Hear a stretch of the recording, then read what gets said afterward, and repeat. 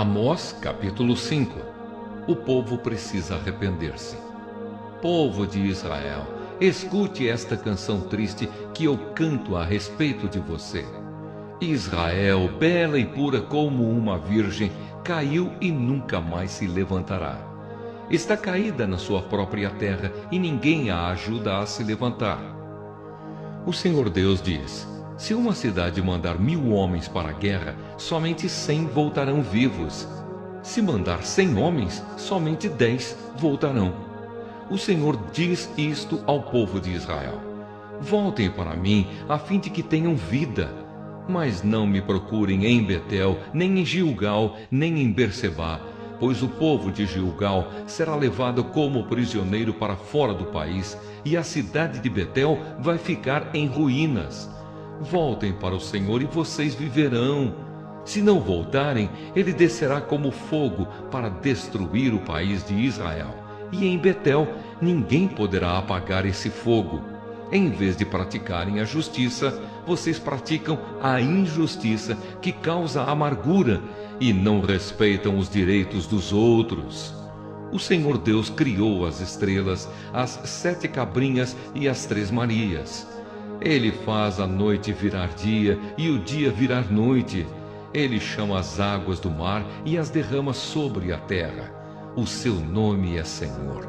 Ele acaba com os poderosos e destrói as suas fortalezas. Vocês têm ódio daqueles que defendem a justiça e detestam as testemunhas que falam a verdade. Vocês exploram os pobres e cobram impostos injustos das suas colheitas.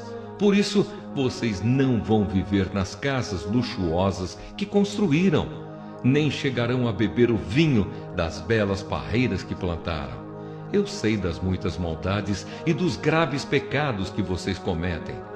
Vocês maltratam as pessoas honestas, aceitam dinheiro para torcer a justiça e não respeitam os direitos dos pobres. Não admira que num tempo mau como este, as pessoas que têm juízo fiquem de boca fechada. Procurem fazer o que é certo e não o que é errado, para que vocês vivam. Assim será verdade o que vocês dizem, isto é, que o Senhor, o Deus Todo-Poderoso, está com vocês. Odeiem aquilo que é mal, amem o que é bom e façam com que os direitos de todos sejam respeitados nos tribunais. Talvez o Senhor, o Deus Todo-Poderoso, tenha compaixão das pessoas do seu povo que escaparem da destruição. O Senhor, o Deus Todo-Poderoso, diz: haverá gritos de dor em todas as cidades, e as ruas ficarão cheias de gente chorando.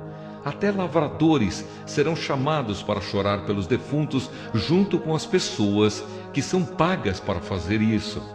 Haverá choro em todas as plantações de uvas, e tudo isso acontecerá porque eu virei castigá-los.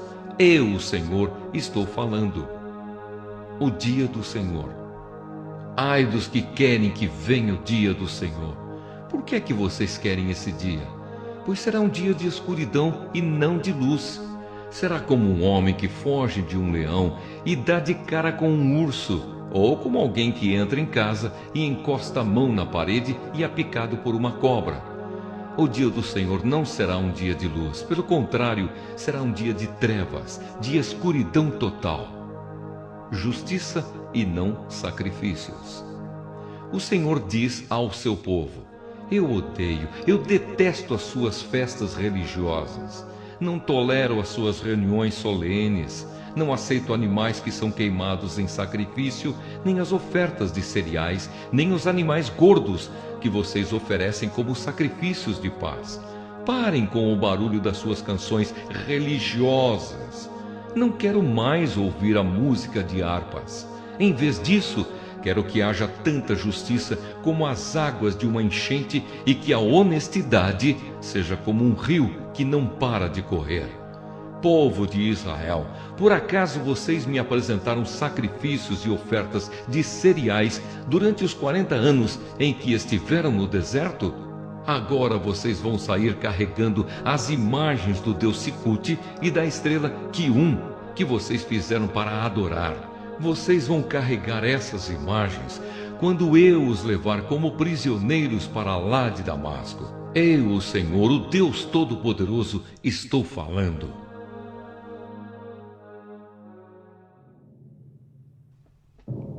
Amós, capítulo 6. O castigo de Israel. Ai dos que têm uma vida boa em Jerusalém. Ai de vocês que vivem sossegados em Samaria. Vocês que são as autoridades desse grande país de Israel.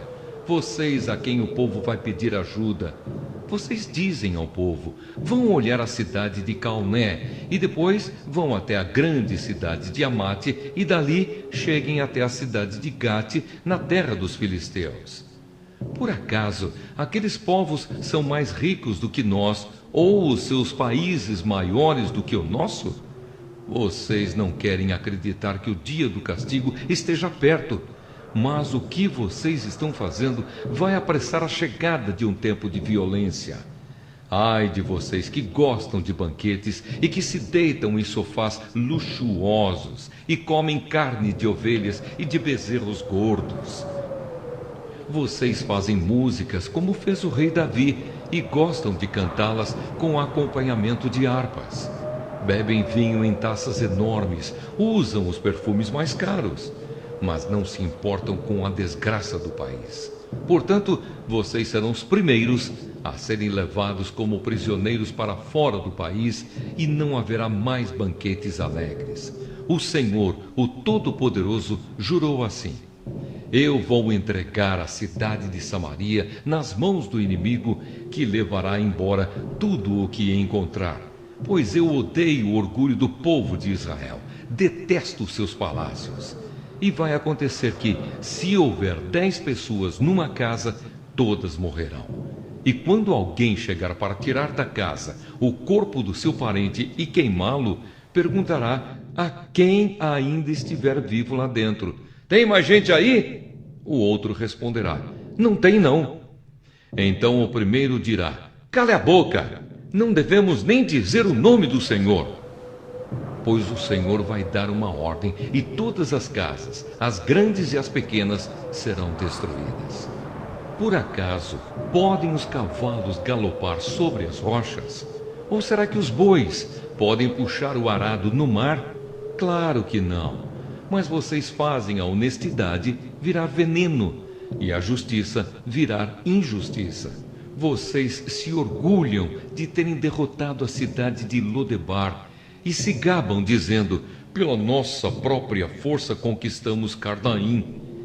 O Senhor, o Deus Todo-Poderoso, diz: povo de Israel, vou mandar uma nação invadir o seu país e todos vocês serão perseguidos desde a subida de Amate, no norte, até o riacho Arabá, no sul.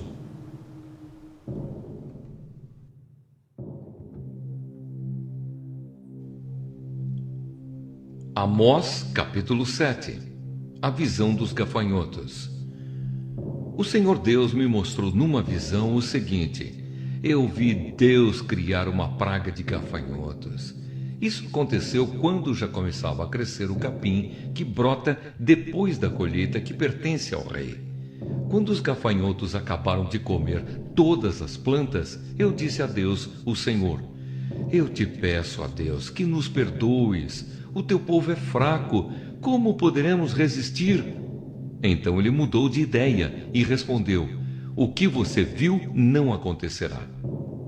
A visão do fogo. O Senhor Deus me mostrou numa visão outra coisa. Eu vi que ele estava pronto para castigar o seu povo com fogo.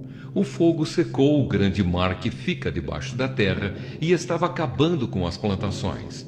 Aí eu disse a Deus, o Senhor: ó Deus, para! O teu povo é fraco, como poderemos resistir? Então ele mudou de ideia e respondeu: isso também não acontecerá. A visão do prumo. O Senhor me mostrou numa visão isto também. Ele estava perto de um muro construído direito a prumo e tinha um prumo na mão. Ele me perguntou: Amós, o que é que você está vendo? Um prumo, respondi. Então ele me disse: Eu vou mostrar que o meu povo não anda direito. É como um muro torto, construído fora de prumo. E nunca mais vou perdoar o meu povo.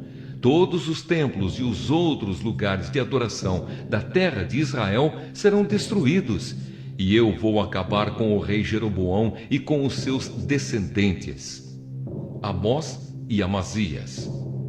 Amazias, o sacerdote de Betel, mandou o seguinte recado a Jeroboão, o rei de Israel. Amós está planejando uma revolta contra o Senhor no meio do povo. O que ele está dizendo põe o país em perigo. Ele anda falando assim: Jeroboão morrerá numa guerra e o povo de Israel será levado como prisioneiro para fora do seu país. Depois Amazias disse a Amós: Fora daqui, seu profeta! Volte para sua terra de Judá e ganhe a vida por lá com as suas profecias. Pare de profetizar aqui em Betel, pois este é o santuário onde o rei adora. Este é o templo principal do país. Amós respondeu: Não sou profeta por profissão, não ganho a vida profetizando. Sou pastor de ovelhas e também cuido de figueiras. Mas o Senhor Deus mandou que eu deixasse os meus rebanhos e viesse anunciar a sua mensagem ao povo de Israel. Portanto, escute a mensagem de Deus, o Senhor. Você, Amazias, diz que eu não devo continuar profetizando contra o povo de Israel. Mas o Senhor diz a você: a sua mulher virará prostituta aqui na cidade e os seus filhos e as suas filhas morrerão na guerra. O seu país será dividido entre outros países e você morrerá numa terra pagã. E o povo de Israel vai ser levado como prisioneiro para fora da sua terra.